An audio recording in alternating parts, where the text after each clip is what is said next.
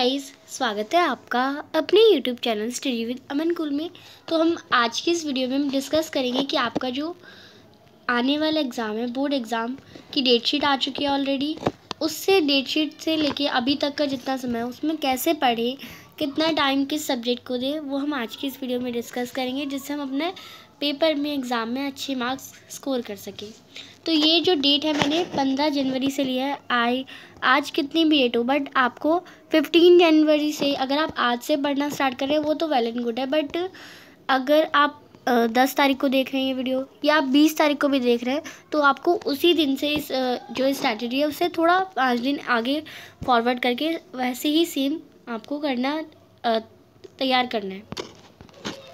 But जो आज देख रहे हैं वो 15 जनवरी, या अगर आप आज से स्टार्ट कर सकते हो तो आज से करिए, बट 15 जनवरी से आपको एकदम फिक्स इसी रूटीन में चलना है, जिससे आपका सिलेबस भी कंप्लीट होगा। अगर जिसका सिलेबस कंप्लीट नहीं हुआ, जिसका रिवीजन नहीं हुआ वो रिवीजन भी कर लेगा, और जिसका कुछ भी नहीं हुआ वो स्टार्टिंग से भी कर सकता है।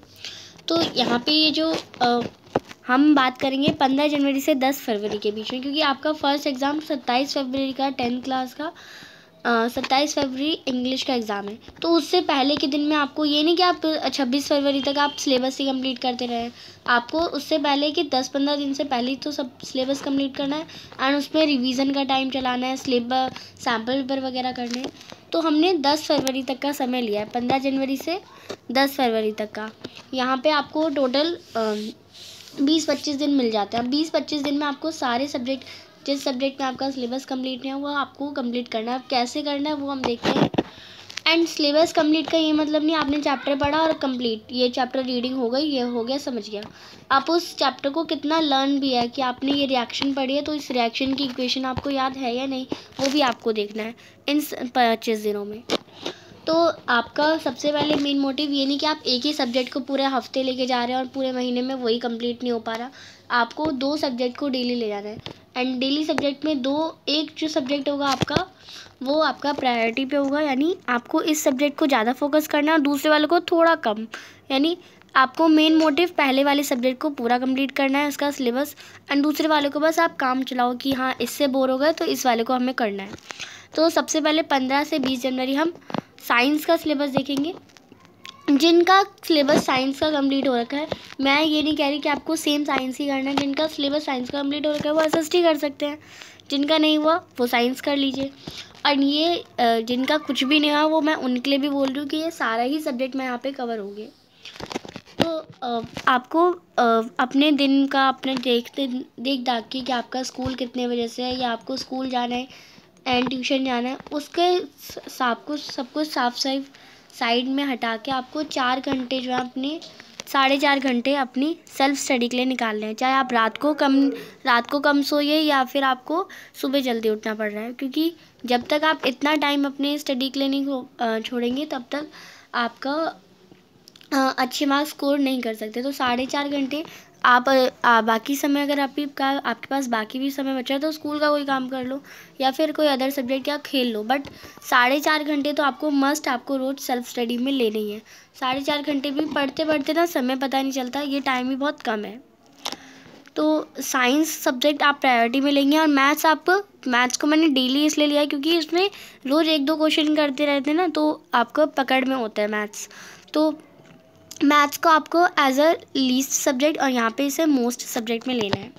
सबसे पहले आप इन्हें इस वीक में साइंस को कंप्लीट करना है। मैथ्स को यहाँ पे कंप्लीट नहीं करना, मैथ्स को आपका एक चैप्टर लेना है, उससे 5 दिन में उस चैप्टर को, अगर वो 2 दिन में कंप्लीट हो रहा है तो उसे कंप्लीट करना है, 3 दिन में हो रहा है कंप्लीट करना है, 5 दिन लग रहे हैं तो 5 दिन लगाना है, पर उस चैप्टर को अच्छे से कर लेना है।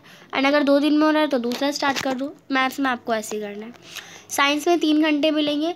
साइंस में आपको 2 टाइप की लिस्ट, एक पेपर में 2 टाइप का टेबल बनानी है। ऐसे चैप्टर जो आप ऑलरेडी कर चुके हैं, कभी तो करा होगा चैप्टर 1, जब भी आप पढ़ना स्टार्ट करते हैं चैप्टर 1 खोलते हैं। चैप्टर 1 तो सबने ही कर रखा होगा, चैप्टर 2 सबने कर रखा है, यूटी में आते हैं, प्री बोर्ड में आ रखा है, बोर्ड में आ रखा है, तो कुछ ऐसे चैप्टर होंगे ज़रूर कर रखे होंगे एंड थोड़ा बहुत आता होगा, एंड कुछ ऐसे चैप्टर होंगे जो बिल्कुल नहीं आते, लाइट चैप्टर नहीं आता, रिफ्लेक्शन ये सब नहीं आता। तो वो चैप्टर को आपको इन दिनों करना है, यानी 5 दिन के अंदर। ये नहीं कि आप पूरा सिलेबस स्टार्टिंग से लेके बैठ जाएं, आपको उन चैप्टर पे ज़्यादा फोकस करना है जो आपने अब तक करे नहीं और जो आपको आते नहीं। एंड वो 5 दिन के अंदर हो जाएंगे आपके।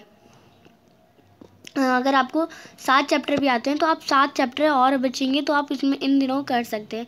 एक दिन में 2 चैप्टर ले लीजिए, हर एक चैप्टर ना आपका 2 घंटे में कंप्लीट हो जाए। 2 घंटे से ज़्यादा चैप्टर कोई मांगता ही नहीं है।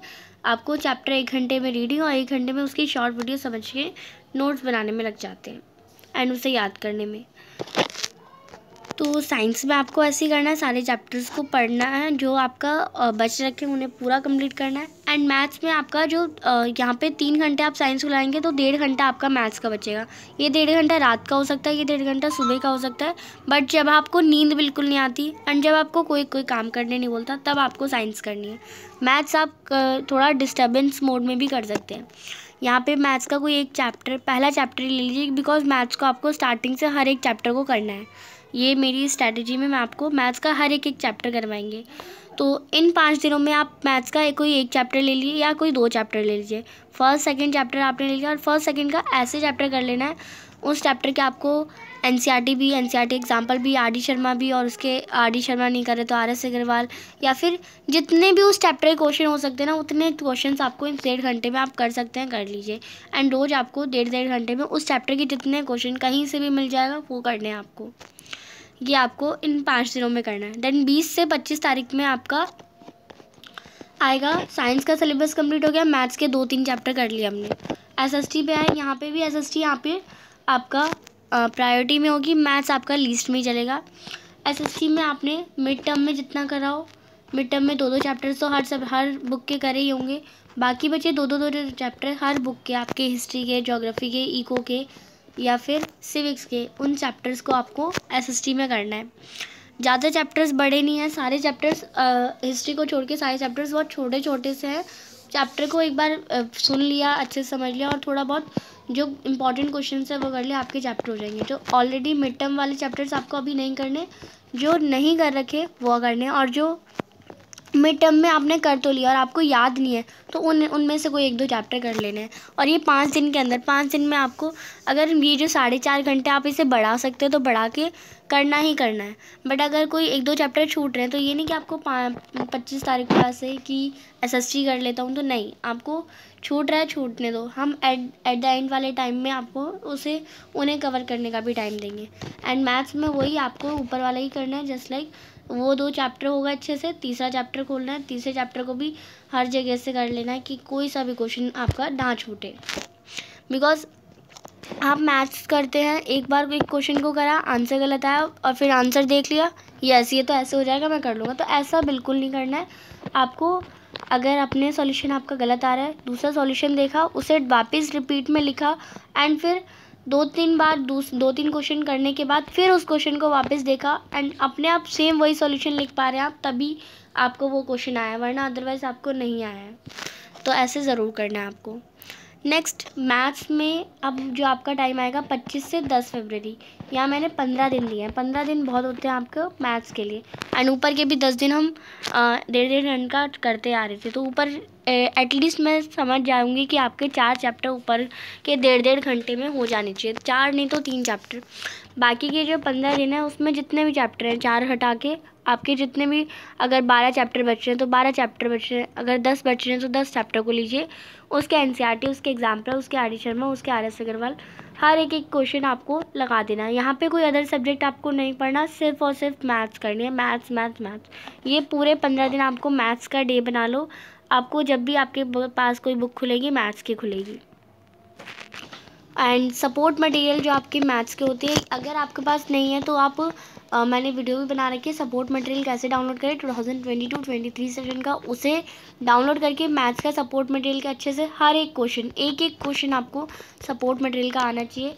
क्योंकि अगर आप कोई भी स्किप कर सकते हैं तो वही बाई चांस आपका क्वेश्चन आ सकता है, बिकॉज जो आपको नहीं आएगा वही क्वेश्चन पेपर में आएगा, तो आपको वही क्वेश्चन सपोर्ट मटेरियल के तो क्वेश्चन ज़रूर करने हैं, ज़्यादातर पेपर उससे ही आता है मैथ्स का तो। एंड बस नंबर्स चेंज होते हैं बट क्वेश्चंस का पैटर्न वही रहता है। एंड यहाँ पे 3 आवर्स की जो सपोर्ट मतलब प्रायोरिटी में मैथ्स ही रहेगा, और 1.5 घंटे में भी आप उस चैप्टर का रिवीजन कर सकते हैं। यानी एक चैप्टर को आप 3 घंटे दे रहे हैं एंड 1.5 घंटे जो बचे हैं उसमें उसकी प्रैक्टिस करिए, उसके अलग से क्वेश्चन निकालिए, प्रीवियस ईयर देख लीजिए। नेक्स्ट बचे आपके जो या फिर अगर आप मैथ से इन 15 दिन में अगर जो मतलब मैं अगर सब तो कर लेंगे, मैथ्स करते रहेंगे, बट कुछ हो जाते हैं कि कुछ जो स्टूडेंट्स होते हैं वो इजीली बोर हो जाते हैं किसी एक सब्जेक्ट से। तो बोर होने में अगर आप 1.5 घंटे अगर मैथ्स को ना करके 1.5 घंटे आप इंग्लिश की कोई वीडियो देख रहे हैं, हिंदी की कोई वीडियो देख रहे हैं या संस्कृत की कोई वीडियो, क्योंकि ये आपकी लैंग्वेज सब्जेक्ट है। आईटी भी, संस्कृत नहीं है किसी के पास तो आईटी, या किसी के पास रिटेल है, या किसी के पास टूरिज्म है, तो कोई अदर सब्जेक्ट होम साइंस है तो वो उसे कर सकता है।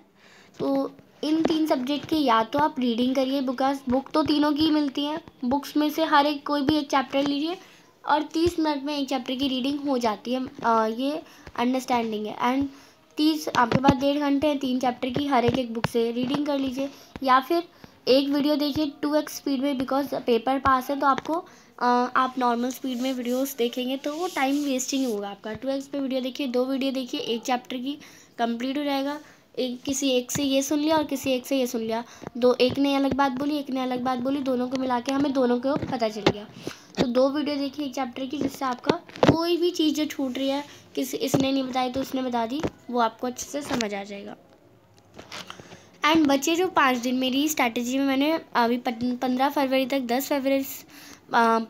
15 जनवरी से 15 फरवरी तक रखा है ना, तो 10 फरवरी से 15 फरवरी, बस 5 दिन बचे।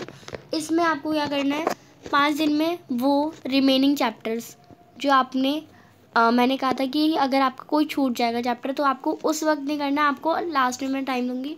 रिमेनिंग चैप्टर्स और आपको रिवीजन, हिंदी ग्रामर पूरी कर लेनी है, इंग्लिश ग्रामर पूरी कर लेनी है और संस्कृत ग्रामर। ग्रामर ज़्यादा नहीं होती, ग्रामर में इसमें 4-5 टॉपिक हैं और निबंध वगैरह, अनुच्छेद वगैरह है। इंग्लिश में भी ज़्यादा टॉपिक्स नहीं है, और इंग्लिश में एनालिटिकल पैराग्राफ और लेटर वगैरह है। संस्कृत ग्रामर में कर्तवाच्य वगैरह वगैरह, वाच्य वगैरह है। इन टॉपिक्स अगर एक एक दिन भी आप ग्रामर में तीनों में देंगे तो आपका 3 दिन में तीनों सब्जेक्ट की ग्रामर कंप्लीट हो जाएगी, और 2 दिन तब भी आपके पास सही। उन 2 दिन में आप किसी चीज़ का भी रिवीजन कर सकते हैं। यहाँ तक 15 फरवरी तक की आपकी स्ट्रैटेजी मैंने बता दी। अब आगे जो हम गैप्स में, जस्ट लाइक आपका 27 फेब को पहला पेपर है, देन 4 मार्च को सेकेंड साइंस का पेपर है, एंड देन 11 को है संस्कृत का पेपर है, देन आपका 13 को आईटी का हो जाएगा, फिर 15 को आपका इसमें एसएसटी हो जाएगा, 17 को हिंदी हो जाएगा, एंड 21 को आपका मैथ्स हो जाएगा। तो इन सब्जेक्ट के बीच में जो डेट है, इनमें कैसे आपको यहाँ पे टाइम संस्कृत के लिए ज़्यादा दे दिया, बट संस्कृत के लिए तो 2 दिन भी इनफ है। तो इन टाइम में आपको एसएसटी पढ़ना है, तो कैसे पढ़ना है वो हम अपनी, और क्या क्या पढ़ना है इस टाइम में वो हम अपनी नेक्स्ट वीडियो में डिस्कस करेंगे। तो यहाँ तक की स्ट्रैटेजी को फॉलो ज़रूर करिएगा, और कौन कौन फॉलो कर रहा है वो मुझे कमेंट सेक्शन में अपना नेम भी लिख दीजिए। और कोई भी आपको कभी भी डिस्ट्रैक्शन हो इस टाइम टेबल को फॉलो करते हो तो एक बार याद करके इस वीडियो को दोबारा देख लीजिए।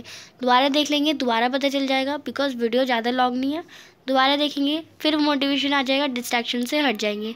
जैसे अगर आप कोई कुछ भी कर रहे हैं, आप इस वीडियो को वापस आके देख लीजिए, आप देन वापस पढ़ना स्टार्ट कर देंगे। एंड आगे गैप्स में कैसे पढ़ें वो हम अपनी नेक्स्ट वीडियो में डिस्कस करेंगे। Thanks for watching, bye bye guys.